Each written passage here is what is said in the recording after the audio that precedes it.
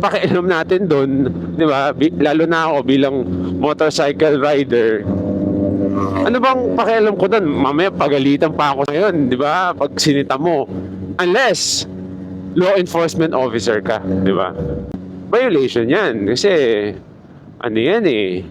Alam naman natin, mga rider, hindi lang basta kasabihan yan. Eto, example, criminology student. Tingnan nyo yung helmet niya. Hindi suot sa kanya. Di ba? So, Sander, anong pakialam mo dyan? Well, actually, wala.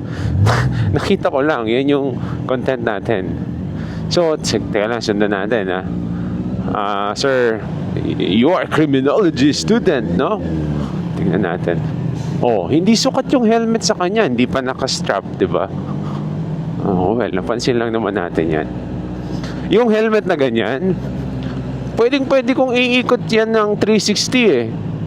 Nang hindi gumagalaw yung ulo niya. Kasi hindi naman sa kanya sukat yung... Umaakit nga tayo. Well,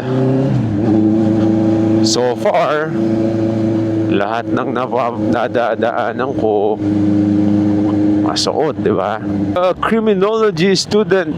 Ingat boss, ikaw ay future na police. Kagaya niya.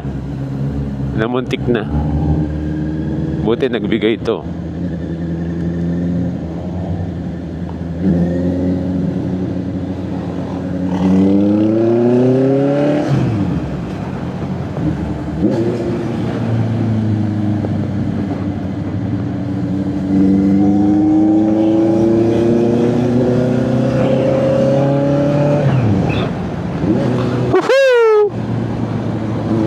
Ang lamig. Ang sarap magmotor.